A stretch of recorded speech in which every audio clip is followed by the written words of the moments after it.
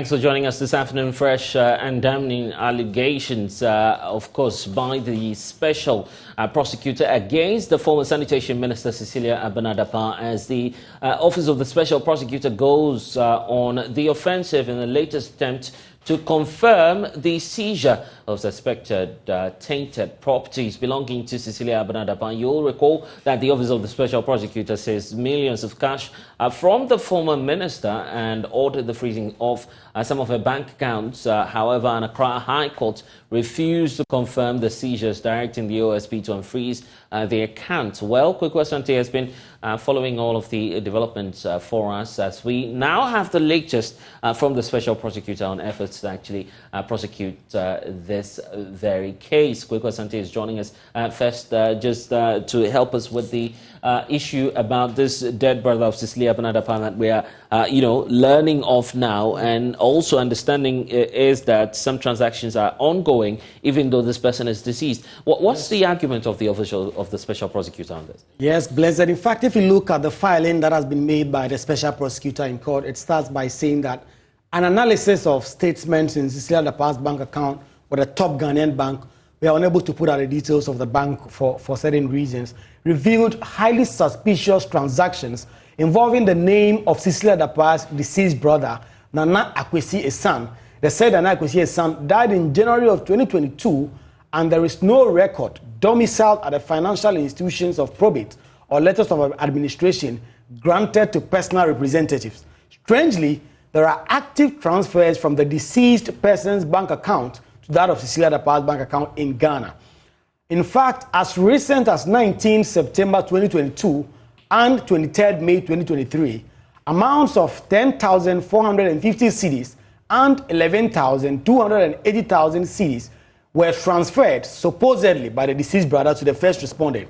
So this is the deceased brother of Cecilia Dapaah, dead and gone, buried, but still the amount that are being transferred from his account to that of Cecilia Dapaah, and the OSP is banking on some of this as part of his latest filing in court to convince the court to confirm the seizure order. Okay, I see, and we're also learning of some businesses that Cecilia Dapaah is claiming ownership of, except to say that the OSP says he's found contrary evidence. Yes, Cecilia Dapaah had claimed that she owned an undisclosed and unidentifiable part of 2,862,000 cedis retrieved from her residence. She claimed that some of the money was received as certain allowances and revenue from her cosmetic business, which she registered under the name Demacare Cosmetics as a sole proprietorship. However, the OSP's investigation revealed that the first respondent is not the registered legal owner of the said business enterprise. The official records at the Office of the Registrar of Companies reveals the proprietor of Demacare Cosmetics as one Marian Ewua. The OSP further investigates and reveals the existence of another business entity with the name Demacare Enterprise registered with the postal address of Cecilia Dapaah. However, the legal ownership in this company vests in one Victoria Adoik and not Cecilia Dapaah. Cecilia Dapaah had also claimed in part that the discovered cash in cedis discovered by the OSP was proceeds from sales of Demacare Cosmetics business in 2003, in which she kept in her house. The heightened suspicion then got the OSP officers to probe further. What they realized was that the amount of money found had a date of 2007, but Cecilia Dapaah claimed that she sold the company in 2003.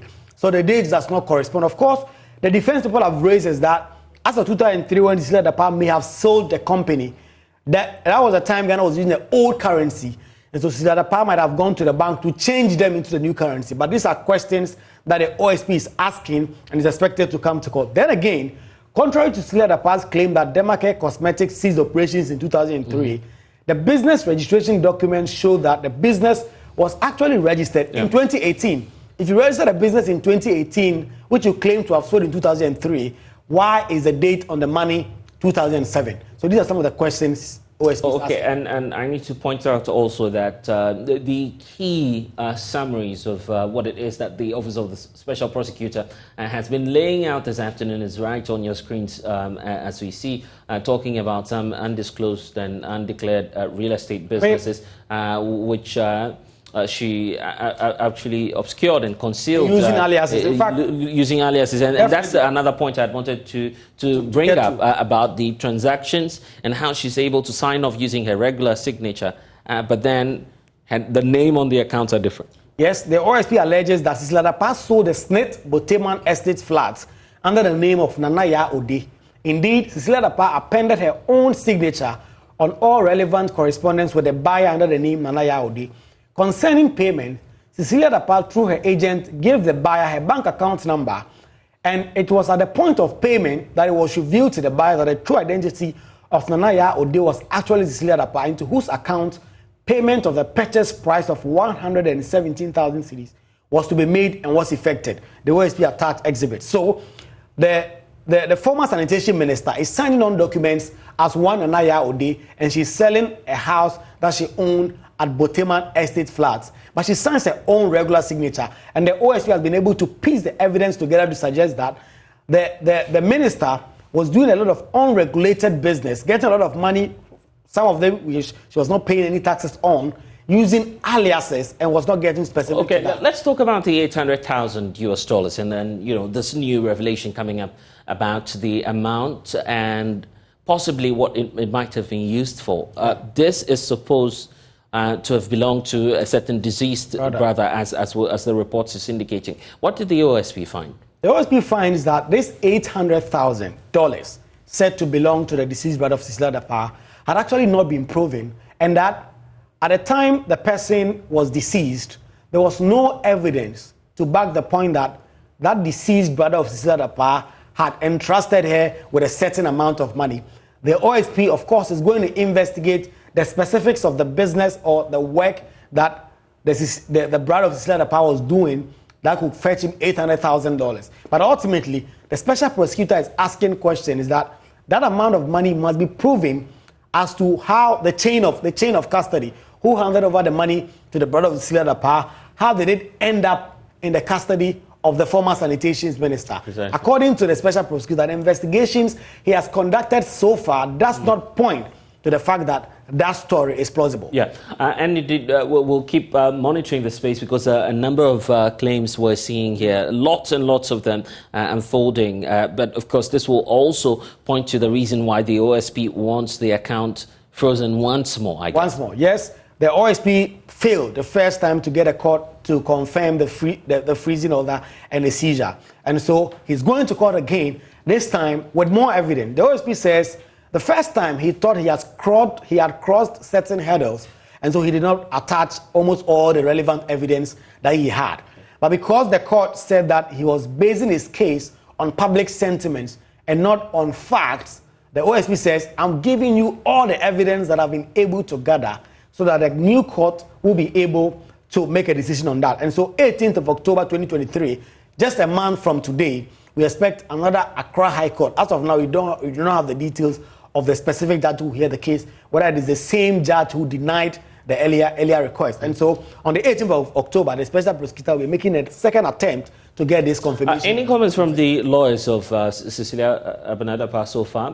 Because the last time concerns were raised by the lawyers of the embattled former sanitation minister. The point was simple, that, the calculations, amount of monies we were pointing out to, and the ones the OSP had released to the public was, not entirely the case. Now we're getting more funds and more amounts of monies being mentioned.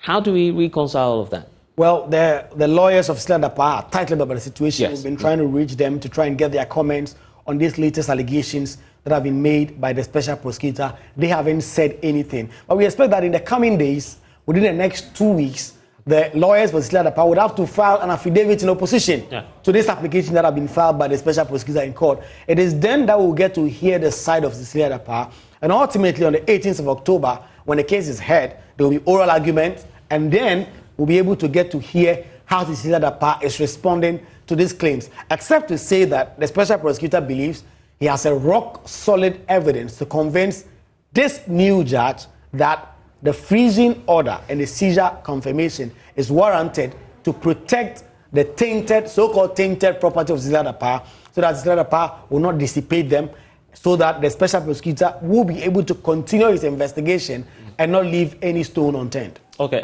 quick, stay on. Beauty Omefanete is the Executive Secretary for the Ghana Anti-Corruption Coalition, joining us in this whole conversation. Richardkumaru is a fraud consultant. Dr. Richard Etiahin is also a banking consultant, joining us in this whole conversation. I want to start off with you, Beauty. The details we are learning of the claims from the OSP. At first, the court was of the view that this was an emotional sort of investigations that was happening. Now it appears that the OSP is going beyond that and bringing out some very damning details. We're not affirming as of now that indeed the minister is culpable of all of the offences and the claims being raised by the OSP. But it does suggest that we must do something about our asset declaration. You agree? Yes, thank you very much, and good afternoon to all your viewers. This issue has brought to bear our constant advocacy in terms of the asset declaration law and why we need to do something urgently about it. We cannot claim to be fighting corruption when a tool of anti-corruption, which is so important to the fight against corruption as asset declaration, is as weak as we have it. If we have a very effective asset declaration regime, these issues would have been brought to the fore, and we wouldn't be talking about them now. Declaration does not have an important tool as verification. So as we speak, if somebody comes into office with the intention to amass wealth, all they need to do is to put that intention and declare it as an asset declaration. And it could then put them in a good position to be able to take advantage of the system. And that is why we think that verification is a very important tool when it comes to asset declaration. Currently, we have the Conduct of Public Officers Bill, which has been pending, and the president currently, in his when he gave the speech at the bar conference, indicated that he is going to receive it soon from the Attorney General. I mean, Cabinet is going to receive it soon. I, for instance, was worried that it has taken us all this while for just the president to say it's now coming to him when we had thought that it was already with him. When you look at, apart from verification in terms of asset declaration, we also have a very important component of asset declaration that's in terms of in best practices, asset declarations are published. So when they are published, citizens are able to give information and know that these people who are coming into public office, these are in terms of the assets or the liabilities that they have before coming into public office. So, for instance, taking the case of Madam Cecilia Dapaah, we would have known if she already had this money before coming into public office. And then when this case arises, it wouldn't be a surprise. So because we may have known if the money was legally acquired, this would have been clearly documented as an asset declaration within an asset declaration process. And if we had the mandate to also verify same, we are able to determine that, yes, she legally acquired this asset. But here is the case that we leave people come into office for 6 months, which is even conflicting with the Constitution, because the Constitution says upon assumption of office, but when you look at the act that's brought into place as a declaration, It provided a 6 months lifespan for people to come. Hello, Beauty. Okay, we'll get to Beauty United shortly. She's the Executive Secretary for the Ghana Anti-Corruption Coalition. Richardkumaru is also on with us. Vitus Azim is also joining the conversation. And Richard, you know, the transactions has been called into question without prejudice to what it is that the court will decide on this. Very shocking revelations coming through from the Office of the Special Prosecutor. But is it possible, looking at the possibilities, right, that an individual make use of a deceased brother's account and, of course, use that for subsequent financial transactions?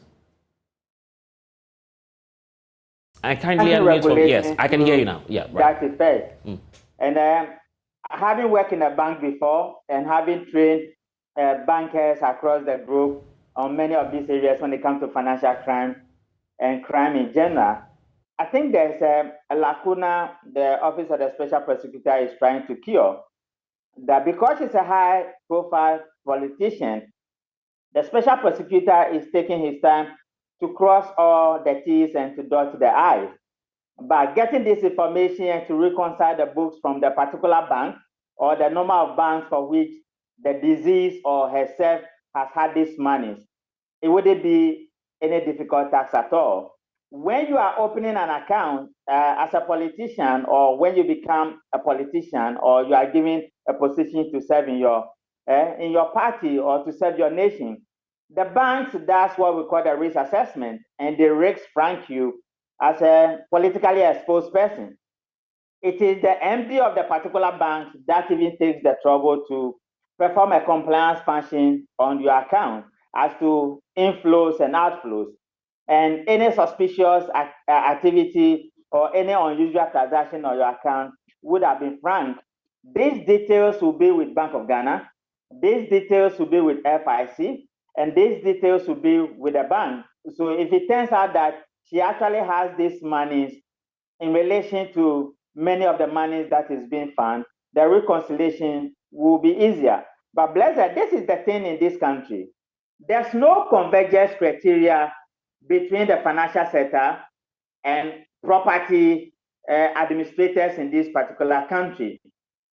When people go to Lands Commission, they usually wouldn't declare properties in their names. It will always go to their relatives or friends or people who front for them.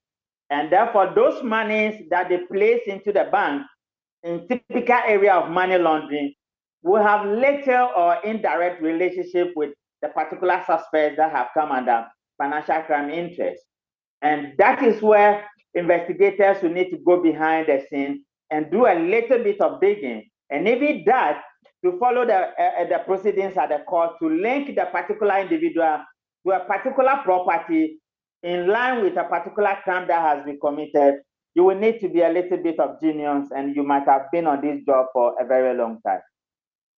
Question about, in the case of Cecilia Dapaah, how come all of these things have happened, indeed if they have, as the OSP is pointing to, and no detection at all within our system? No, I believe that the banks would have raised the red flags. Bank of Ghana would have gotten it. It is politics as usual. I have followed for the past 28 years. And if you look at the trend, the denominator and the undertone of many of these key politicians and their financial malfeasance are being done on behalf of their parties or particular candidates. And the tone there, or the denominator, is political party funding, where there are large sums of money, coupled with the fact that your economy is a cash-based economy, where financial details are difficult to be recorded and exposed, or in terms of informing third parties of what you have done. But I can bet my last breath that these particular banks have the details. Bank of Ghana has it. FIC will have it. With my area of work in training a preventive crime and financial crime for the past 28 years, most of the compliance officers in this country and most of the guys who work in the banks, including the central bank, in the anti-crime and anti-fraud departments, are people who are trained or people who have direct relationship with me. And I'm glad my dad, Mr. Tuahine, who gave me the opportunity at the banking college since 2009, to be training the bankers on fraud, is on the platform. And he will throw more light on many of the things I'm telling you. There will be no way the transactions will not be recorded. Even the correspondent banks of these particular banks would have franked the banks and they would have paid a heavy bill. I suspect they were raised, but nobody took them seriously until this particular case came up. To Dr. Etiahini at this moment, and Dr. point about financial transactions and some of the laws governing it. Looking at what's happening in the case of Cecilia Dapaah, as the OSP is reporting to us, this is just a scenario because we are not able to confirm if entirely what it is that the OSP is saying is entirely true, because we need to wait on the courts to look at the facts and to decide. But the possibilities of the breaches, that also is pointing to some of the challenges we have within our banking system, isn't it? We just lost Dr. Etiahini. Vitus Azim is an anti-graft campaigner also joining the conversation. Mr. Azim, issues of corruption up again in the Cecilia Dapaah case. It's never ending, is it? But for you, where do we pay attention to? On the politician who's often the scapegoat, or the entire system, and trying as much as possible to look at how we can tighten the measures. Look at, for instance, the asset declaration regime that Beauty was talking about earlier, and to ensure that we protect the system.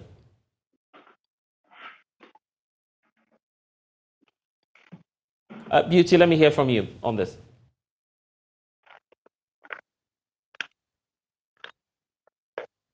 And kindly unmute for us, Beauty.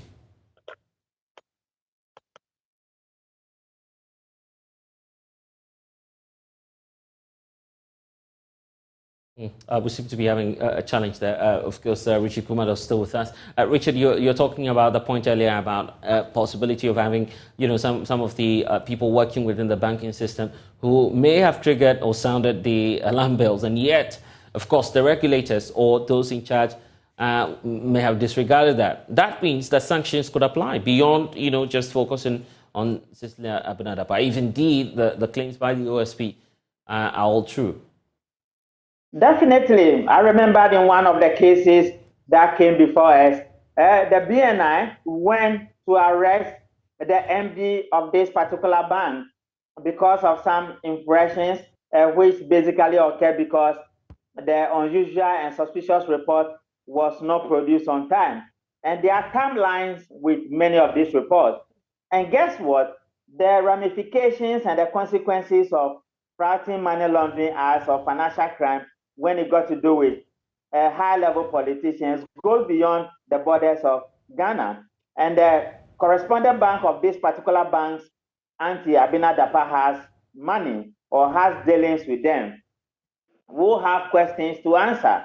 Then again, you remember there is this particular group in France, they call them the Financial Action Task Force, which basically deals with sanctioning nations who flout many of the regulations and many of the laws regarding money laundering and politically exposed persons. You might be seeing it just as Auntie Abina in the forefront of this particular issue, but they are watching closely. And I'm worried that Ghana just came out of the blacklisted list and we are on the watch list again in the gray area. If care is not taken and we do not come clean with all the collaborators coming into some level of conformity, Ghana is likely to be blacklisted again, and that may create some financial difficulties when it comes to some basic transactions across the globe. How widespread do you feel this challenge is? No, it is widespread, particularly when the domestic banks are being used. The Nigeria banks are a bit alert, the foreign banks are a bit aggressive, but the Ghana banks are a bit more dominant and domicile because of hand-handedness of politicians behind the scene. I think we will need to look at it again as a nation. Why has politics become an area of fraud or an area of irregularities that leads to many financial malfeasance that has the tendency and the potential of creating a blacklisting of a nation such as Ghana in the area of money laundering and financial crime? And this has been our worry. Brother, you'll be surprised to know that in 1987, the first Financial Act law, anti-money laundering law, was passed. We have amended it twice now, and in the year 2020, we amended it to Act 1044, which means that the loopholes in our act have always been exploited by frontline key politicians and their business associates, those who front for them. It's creating a problem not just for Ghana, but across West Africa and many parts of Africa. What that it also means is that investigative bodies such as OSP, who has law enforcement agency ability, will need to be biting a little bit more if the objective is to succeed and clean up the system, because the way it is now, the red flags and the red herrings are a bit too many for one particular institution to deal with. Okay, Richard, stay on with us. Goku Asante, my colleague, is also back with us in studio. And of course, Beauty Nate is joining us this time around via phone, having some challenges with lines, Zoom connection there. Beauty, just touch on this point before I bring in Kweku. The issues about the bills, the pieces of legislation that we already have on the conduct of public officers, because you are calling for the laws to be passed in terms of the conduct of public officers bill. However, the argument is being made that we have too many laws sitting on our books.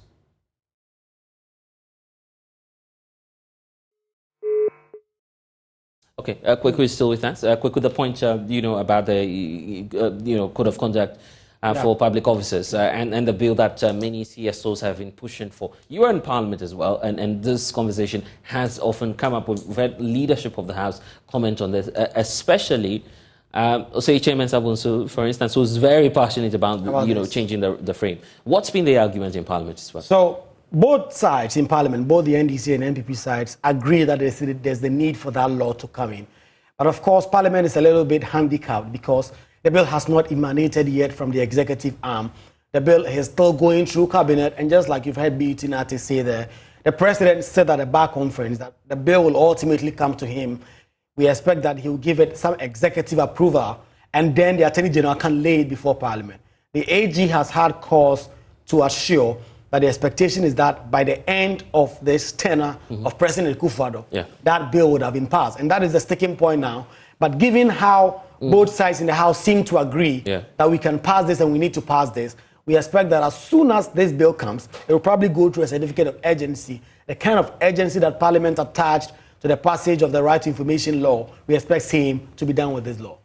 And when it comes to the reception from the MPs themselves, because this issue about the defaulters mostly being politically exposed persons has come up, and the need also to go further and to have commitment from them, the fact that the concerns that it's not coming through. We're not seeing the politicians give us that posture enough that indeed they're particular about passing the bill. Definitely, indeed, the Speaker of Parliament himself recently at a lecture in the Western region said that the reason why this law is not going through is because politicians are the most affected by the law. They would have to comply, and some of them do not want that, and that is why this bill is being frustrated. The fear that is being shared by many is that even if this bill comes through Parliament, by the time it gets there, it would have been watered down so much that it would have literally no effect. And that is the concern of members of Parliament and people who mean well and are asking for this law. And so, whilst this is yet to come, there's this largely concern that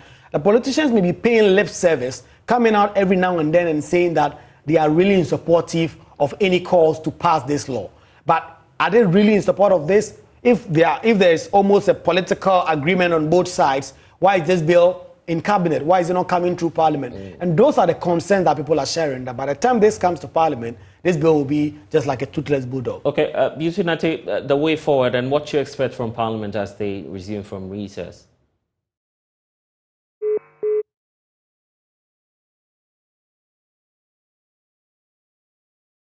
Okay, we'll have to move on. Richard, let's wrap up with you. Your final comments and the way forward, your expectations from Parliament as they return from recess.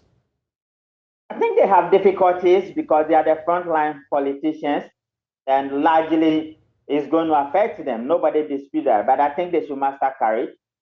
We are working together to clean up the system. And if it doesn't end with them, it might end with somebody else. I will urge them and encourage them to pass the bill. And not just passing the bill, but the law enforcement agencies must also take their time, build capacity, and begin to deal with this political fraud that has negative influences on businesses and the nation as a whole. Grateful. Thank you, Richard, for joining us here on the Pulse.